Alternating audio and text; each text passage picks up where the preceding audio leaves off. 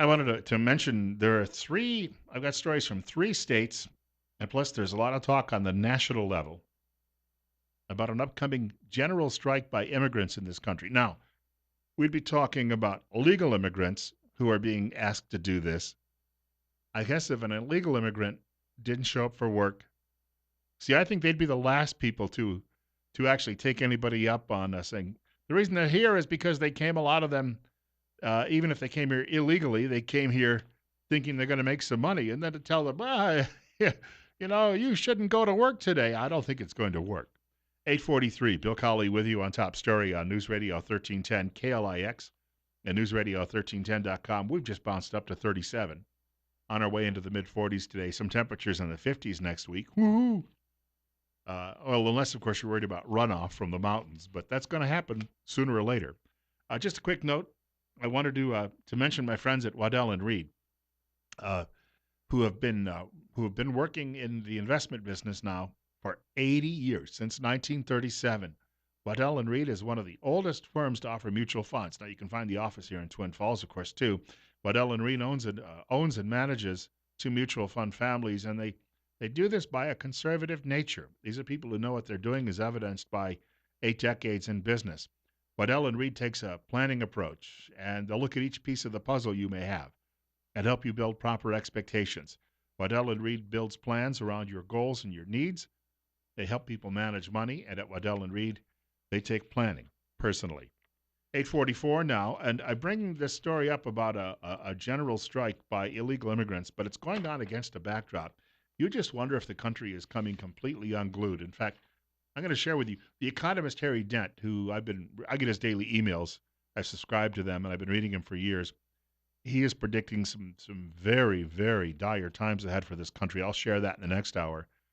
But this is a Unitarian minister from Denver, Colorado, bragging to reporters about hiding an illegal immigrant in his church. It is absolutely unconscionable that we would take this woman who's been in this country for almost 2 decades, who has 3 small children who are American citizens, and literally rip her out of her community. But what if there are millions of these people? What should we do with them? Should we tell everybody who managed to hop the fence that they can stay? And isn't that an invitation to 7 billion people around the world to come here? And could we afford that? I mean, at what point, just think this through. At what point does this become overbearing? And, being compassionate is one thing. Next time I'm at church, I'll drop a little money into the basket to help these people out. There are people already who are working charities all over the world to help people in their own countries. This notion that they all have to come here, I'm sorry, but you're only encouraging more law breaking when you do this. Meanwhile, there was a hot meeting and it's hot in Phoenix anyway, but Phoenix, Arizona. Last night, the city council rejected a bill that would have named Phoenix a sanctuary city. And here are a couple of people talking in support of sanctuary, and a third saying, hey, good riddance. You have confused my mother. You have increased the trauma and anxiety in my home and the homes across the city of Phoenix by saying that you are going to stand up to Trump, and you have not done so. There's no more time to lose. The civil rights era left us with so many truths. One was that the arc of the moral universe is long, but it bends towards justice. And that's really good news, in that we can't help but believe that our labor will not be in vain, that this city will change as we work and endure and march and teach and do good. I suggest that we vote against Phoenix becoming a sanctuary city. Our property values will plummet, our crime rate will rise, and our visitors that come here every winter will not come here anymore. So I am against it becoming a sanctuary city. I suggest that those who want to live in a sanctuary city move to San Francisco. Did you hear the woman talking about the arc of justice? Well, what's your definition of justice? Because apparently you think it's everybody else's, but it may not. If justice is just opening the borders and saying, all right, y'all come here, I don't. See, justice means if you go to court and you've been falsely accused and they let you go afterward, then that's justice, right?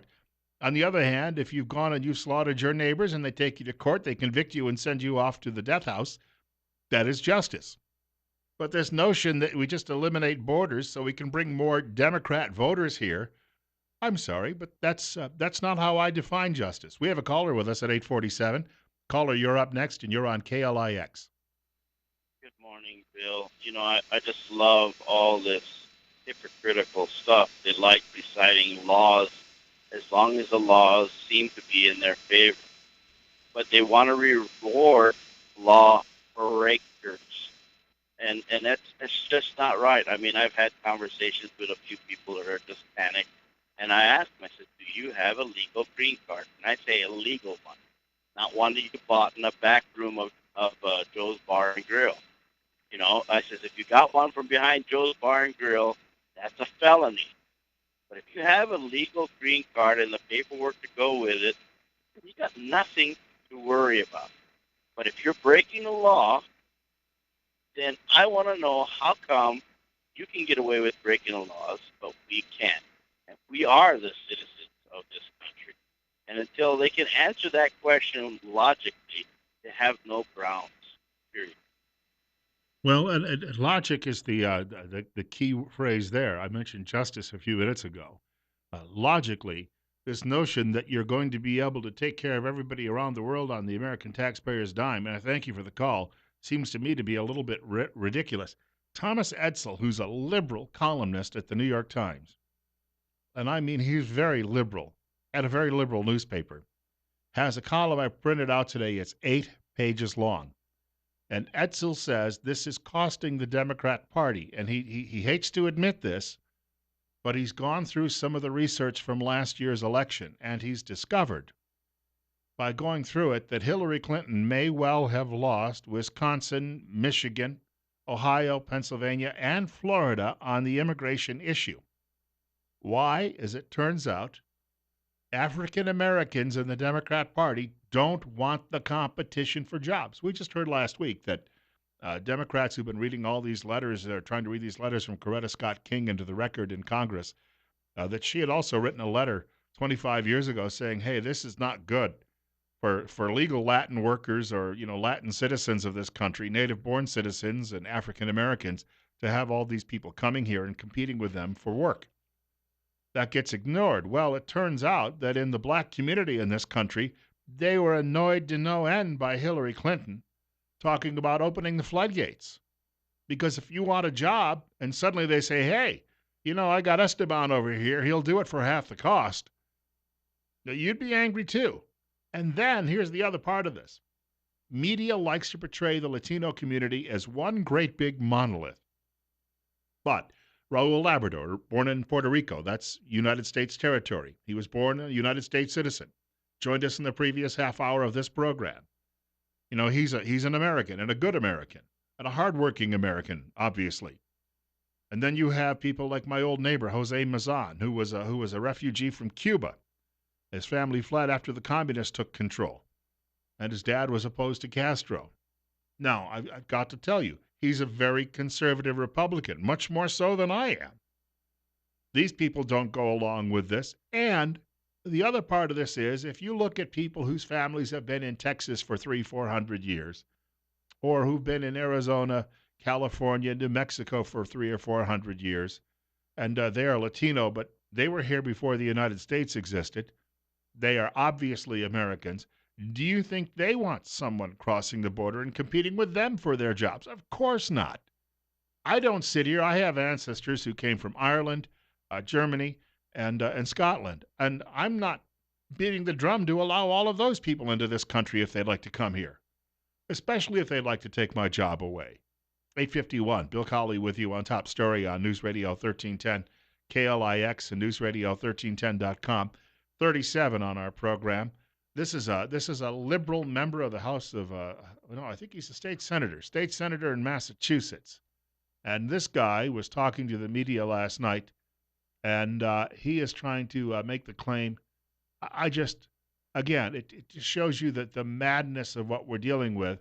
But once again, he's saying, well, we need to stand up to Donald Trump. There hasn't been a so-called Muslim registry, but certainly I would argue there's been limitations on Muslims being able to come into this country. There are all types of federal funds that come in through education laws, environment, transportation bonds, and I don't think the president can just, with a wave of his hand, limit that federal money. Now, what is he saying? How is that related to illegal immigrants from perhaps south of the border? He is proposing that his state become a sanctuary state, not just for the Latinos who are here illegally or anyone else who might be here from, I don't know, Singapore or China or Japan or Canada illegally, but as well refugees.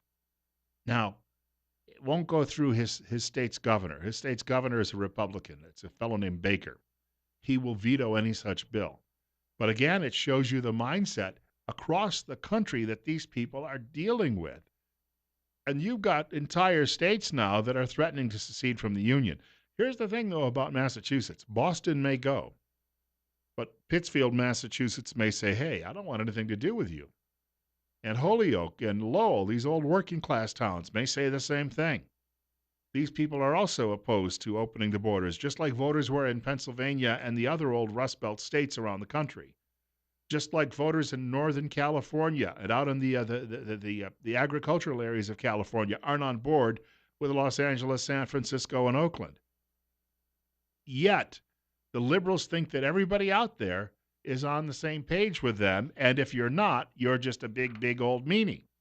This is Tanya J. Powers with Fox News, and she's reporting on this Day Without Immigrants. It's being called a Day Without Immigrants, and organizers say the purpose is to show how critical immigrants are to the U.S. economy. They're urging immigrants not to attend work, open their businesses, spend money, or even send their kids to school. The move is a response to President Donald Trump's new policies, including a pledge to increase deportation of immigrants living in the country illegally, build a wall along the Mexican border, and ban people from certain majority Muslim countries from coming to the U.S.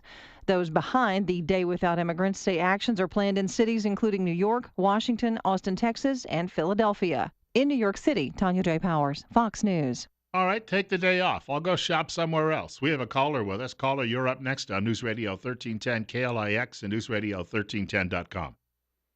Hey, I had 2 points I wanted to raise on this immigration issue. First, if we open our borders and allow everyone to come in to the U.S. that wants to, how are we going to keep our country from being any different than the country from which they came? And second, on this this boycott of work or strike, whatever you want to call it, if that's supposed to indicate what our economy would be like without immigrants, shouldn't they rather quit paying them any money for, say, food stamps or any other sorts of health care, anything like that, to see what our economy would truly be like without?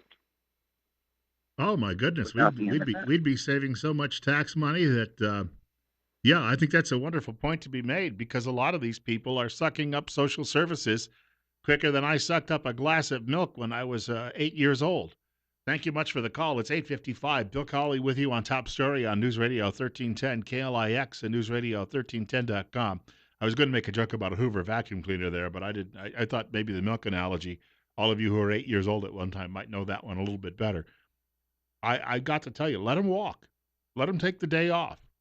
First of all, I don't think a lot of them will, because I don't think a lot of them can afford it. And if you are here illegally, the legal immigrants who take the day off, if they can afford it, God bless them. As I say, I'll shop somewhere else. Number two, the illegal immigrants, I don't think dare call attention to the fact that they're here and breaking the law. About 90 seconds before the break, you're up next. You're on Top Story. Hi, Bill. Bill, Obama invited these young illegals to come into our country, and when these kids get trained, they will have the jobs that should have gone to the Americans for the next 50 years. He's cheated a lot of worthwhile American citizens that are unemployed, that are citizens, in favor of the illegals. He has screwed our people out of 50 years of jobs. I think that's well said. I just was reading yesterday where one writer in the Washington Times was celebrating the ascendancy of the Republican Party across the country, but over at the conservative Washington Examiner, they're both conservative publications. The second writer was saying, don't, pride goeth before a fall. Be careful here, because young millennials, they don't like the Republican Party. And they're not moving in the direction of the Republican Party. Why? Because the Republican Party is one of the last institutions in this country that still says no. It's like I was talking the other day about being over at Smith's doing my grocery shopping the other day, and I was standing at the checkout, and in the next aisle, there was a little girl. She was kicking her feet, screaming and crying in her mom's grocery cart because she couldn't reach the candy in the aisle, and mom said, "No." You young millennials, they have this sense of entitlement. They don't know what no always means, or they don't like it. Well, let's appeal to them and say, tell you what, you're all working over there at the shoe store saying, may I help you? If you want to get into another line of work before you're 50, tell you what, go with the Republican Party, go with Donald Trump's mission, and we'll ensure that nobody competes with you for those other jobs. 8:58, Bill Colley on Top Story on News Radio 1310, KLIX, and newsradio1310.com. One more hour of our program is coming up. The liberals are out of control. Economist Harry Dent says we may be looking at a civil war on the way in this country. I have some details on that coming up in the next hour. Hope you can stick around. Fox News, though, first.